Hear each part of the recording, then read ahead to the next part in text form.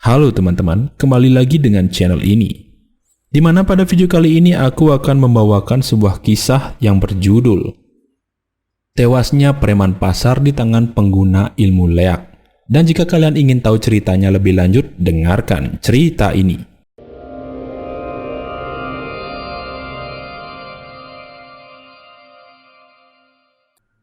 Di tahun 1963, sayut-sayut dari lubuk hati seorang pedagang bunga. Ia mengharapkan ada seorang yang datang untuk membeli beberapa bunga yang telah ia jual di pasar saat pagi hari. Wanita itu bernama Mbok Lasri, seorang wanita janda yang tidak memiliki keluarga dan baru saja pindah ke desa Mulia Jaya. Kini mengharuskannya untuk menjual beberapa bunga sebagai sarana upakara guna untuk bertahan hidup. Namun banyak juga para pesaing dagangannya yang ikut berjualan dan berada di sebelah dagangannya itu. Ia berdagang di pinggir jalan pasar. Tetapi para pesaingannya itu semua ramah dan tidak bersikap semena-mena dengan Mbok Lasri. Mereka saling membantu dan merangkul. Dagangan milik Mbok Lasri sangatlah begitu laris. Hal itu sama juga dialami oleh teman-temannya yang berjualan di sampingnya. Namun di tengah kenyamanan ia berdagang, tentu tidak luput dari yang namanya preman pasar. Sebab saat itu belum adanya hukum maupun pasal berlapis. Maka dari itu, sangat luasa para bajingan maupun para preman tersebut unjuk gigi untuk menagih hasil dari jualan para pedagang pasar tersebut. Yang lebih parahnya lagi, para preman itu tidak segan-segan langsung menghajar para pedagang yang tidak memberikan setoran kepada mereka. Sebab hal ini yang membuat para pedagang mengalami kerugian, karena dalam satu hari tentu mereka belum bisa menghasilkan maupun belum ada yang membeli dagangan mereka. Hingga hal ini membuat sebagian pedagang rempah-rempah, ikan dan lainnya berhenti berjualan di pasar tersebut. Jumlah preman itu sangatlah banyak dan mereka sangatlah kuat. Mereka pun tidak memiliki hati nurani. Mereka juga tidak memandang siapa yang mereka celakai, baik itu perempuan ataupun pria. Dan para preman itu meminta sejumlah uang yang berkisar 2.000 maupun 3.000, di mana uang itu setara dengan uang ratusan ribu pada tahun itu. Dan singkat cerita, setahun berlalu, beberapa pedagang kini kian berkurang. Hal ini disebabkan karena ulah dari preman pasar yang meminta setoran ke dagangan mereka. Dan sangat jelas mereka terancam rugi. Beberapa pedagang yang ingin pindah kini berencana berjualan di depan rumah mereka. Ada juga di pasar lain, terkecuali Mbok Lasri yang masih tetap berjualan di tepi pasar. Beberapa pesaingannya juga turut pindah dan ada juga berhenti berjualan, sebab mereka sudah banyak rugi akibat ulah dari si preman itu. Sebelumnya Mbok Lasri juga pernah dimintai uang oleh beberapa preman pasar tersebut, sebab saat itu dagangan Mbok Lasri sangatlah laris manis. Namun yang membuat hatinya mulai muak ketika melihat kerabatnya ditendang dan rambut dari temannya itu dijambak oleh para preman itu. Peristiwa itu terjadi ketika mereka meminta uang kepada kerabat Mbok Lasri yang berjualan tepat di sampingnya. Mbok Lasri yang melihat hal itu pun awalnya melerai si preman. Tetapi saat mencoba melerai, Mbok Lasri juga ikut dianiaya oleh preman itu, yang mengakibatkan Mbok Lasri dan temannya terjatuh dan mengalami memar pada pipi kirinya karena mereka ditampar oleh preman itu, yang mengakibatkan Mbok Lasri sangatlah murka terhadap preman-preman tersebut. Di samping itu dagangan Mbok Lasri juga dirusak oleh para preman itu. Begitu juga uang yang terdapat di kotak dagangannya diambil oleh mereka dan dibawa kabur. Namun tak kunjung lama Mbok Lasri sangatlah marah akan hal tersebut. Ia muak dengan perlakuan dari preman itu. Dan salah satu pedagang sayur mengatakan bahwa para preman tersebut dipimpin oleh seorang pemuda yang bernama Sendra. Mbok Lasri yang mengetahui hal itu pun geram. Namun di balik kemarahan Mbok Lasri, banyak orang yang tidak mengetahui bahwa ia adalah seorang penekun ilmu leak. Dikarenakan kemarahan yang ia rasakan, maka ilmu leak yang selama ini ia pelajari dengan sangat mudah menyerang orang yang ia benci. Maka dari itu, Mbok Lasri sangatlah luarsa menyakiti para preman tersebut, sebab ia sangatlah benci dengan kelakuan mereka. Dan sesampainya di rumah, Mbok Lasri pun mulai merapikan dagangan miliknya yang telah habis dihancurkan oleh para preman tersebut. Dan tepat saat itu tengah malam, Hanya mengingat wajah dan juga nama dari si pelaku, Mok Lasri kemudian masuk ke kamar suci miliknya. Dan ia pun mulai menghidupkan dup serta sesajen yang ia gunakan sebagai sarana untuk melakukan aksinya itu. Selang beberapa lama muncullah bola api dari atap rumah milik Mok Lasri, di mana bola api itu ialah Mok Lasri sendiri yang membentukkan wujudnya menjadi seperti itu.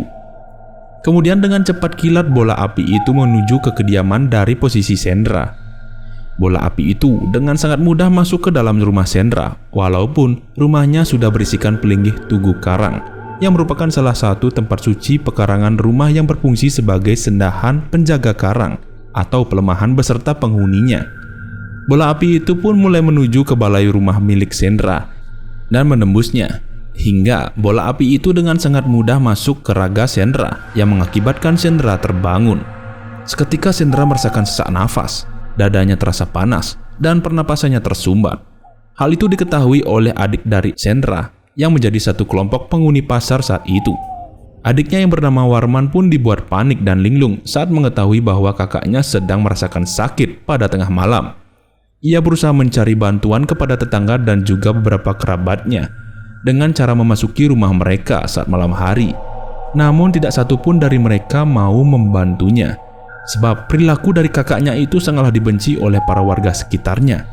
Mereka sudah mengetahui bahwa si kakak Warman ini adalah seorang preman pasar yang sering membuat onar di pasar tersebut.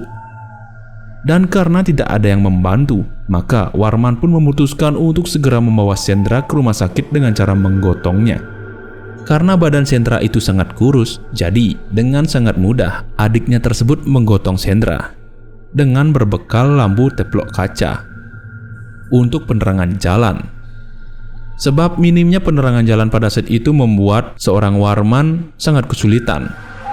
Dan di tengah perjalanan mereka, Warman dilihat oleh para teman kakaknya yang sedang menggotongnya. Di mana saat itu teman kakaknya sedang berada di warung milik Mbok Sura dan membuat para teman Sendra beranjak dari posisi duduknya karena mereka melihat bahwa Warman seorang adik preman pasar sedang menggotong kakaknya dan mereka sangat panik. Lalu mereka meminta untuk segera membawa Sendra ke rumah sakit umum. Tetapi saat tengah malam itu, mereka sangatlah sulit untuk membantunya karena pencahayaan itu sangatlah minim yang mengakibatkan jalan mereka sangatlah lambat. Namun di tengah kelambatan mereka mengajak Sendra ke rumah sakit, membuat pimpinan preman pasar itu meninggal dunia di jalan. Sebab sakit yang dideritanya itu tidak tertahankan.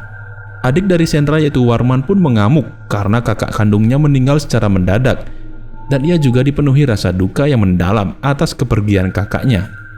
Hal itu diketahui oleh Jagluk yang merupakan teman dari Sendra, di mana pada saat itu mereka sudah hampir sampai di rumah sakit. Warman pun sangatlah sedih melihat kakaknya meninggal dunia secara mendadak, karena Warman hanya tinggal berdua saja bersama kakaknya di rumah, sebab kedua orang tua dan beberapa kakek neneknya sudah meninggal dunia. Dan para anggota preman pasar tersebut juga sangat berduka sebab kehilangan seorang Sendra. Dan Jagluk pun meminta agar Warman menanyakan perihal kematian dari kakaknya itu ke seorang cenayang atau dukun sebelum Sendra dimakamkan. Sebab Jagluk sangat curiga atas penyebab dari kematian Sendra, dan ia mengatakan bahwa dia tidak percaya Sendra meninggal akibat dari penyakit medis. Mendengarkan permintaan kerabat kakaknya itu membuat Warman ingin mengetahui hal tersebut. Maka dari itu, sebelum memakamkan mendiang Sendra, Warman pun langsung bergegas menuju ke rumah seorang cenayang yang ia kenal bersama dengan Jagluk. Berbekal sebuah sarana canang, dan sesari mereka berhasil bertemu dengan seorang cenayang yang bernama Pekak Ladre, yang merupakan saudara jauh dari istri Jagluk. Warman pun menanyakan perihal tentang apa yang sebenarnya terjadi atas kematian dari kakaknya itu, sebab ia masih belum percaya dengan kematian kakaknya yang begitu cepat.